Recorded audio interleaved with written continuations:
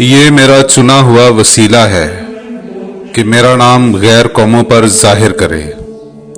خدا باپ اور بیٹے اور روح القدس کے نام سے آمین۔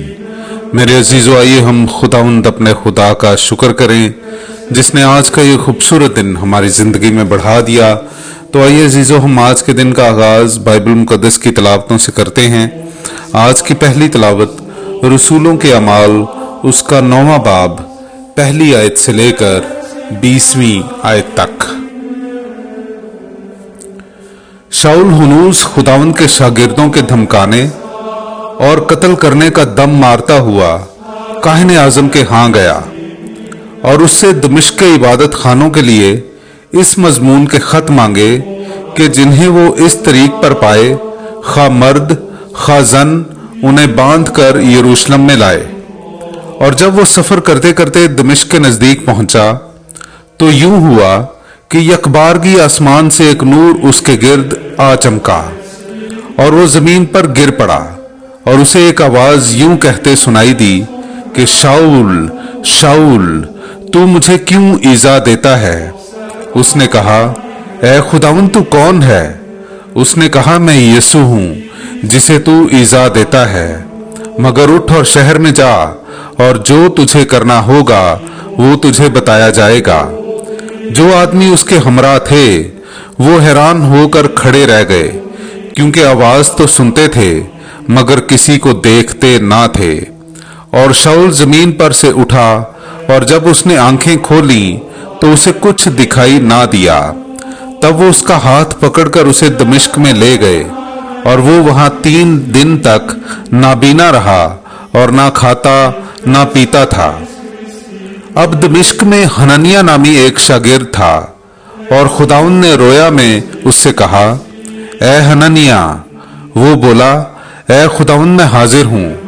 خداوند نے اس سے کہا، اٹھ اور اس کوچے میں جا جو سیدھا کہلاتا ہے، اور یہودا کے گھر میں شاؤل نامی ترسوسی کو پوچھ لے، کیونکہ دیکھ وہ دعا کر رہا ہے، اور اس نے بھی رویا میں دیکھا ہے کہ حنانیہ نامی ایک آدمی نے اندر آ کر مجھ پر ہاتھ رکھے ہیں تاکہ پھر بینائی پاؤں۔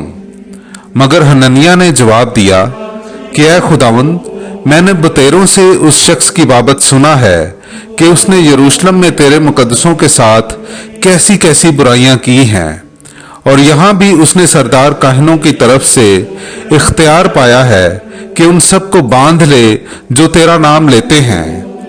مگر خداوند نے اس سے کہا، تو جا، کیونکہ یہ میرا چنا ہوا وسیلہ ہے کہ میرے نام کو غیر قوموں اور بادشاہوں اور بنی اسرائیل پر ظاہر کرے، اور میں اسے دکھا دوں گا کہ میرے نام کے لیے اسے کتنا دکھ اٹھانا پڑے گا۔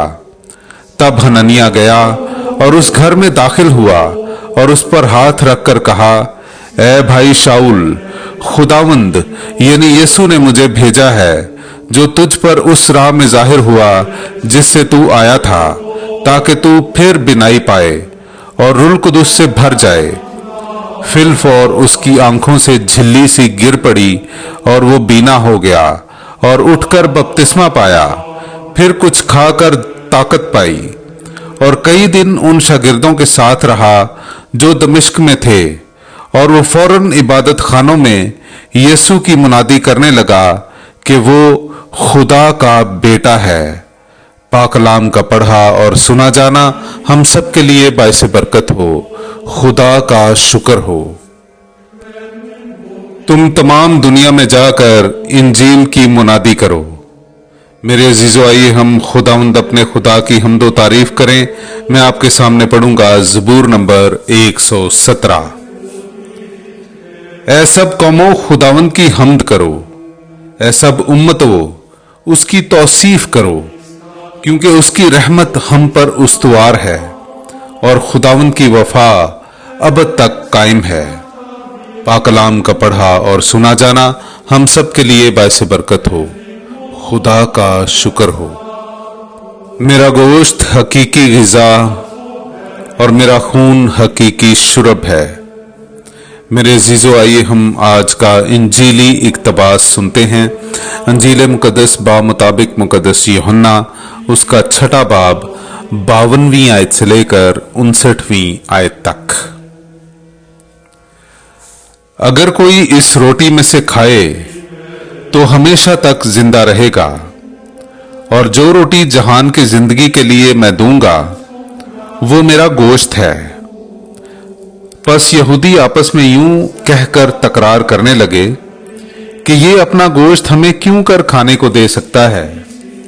मगर यीशु ने उनसे कहा कि मैं तुमसे सच सच कहता हूं कि अगर तुम इब्ने इंसान का गोश्त ना खाओ और उसका खून ना पियो तो तुम में जिंदगी नहीं होगी। जो मेरा गोश्त खाता और मेरा खून पीता है वो हमेशा की जिंदगी रखता है, और मैं उसे यौम आखिर में फिर जिंदा करूंगा, क्योंकि मेरा गोश्त हकीकी गिज़ा और मेरा खून हकीकी शुरब है।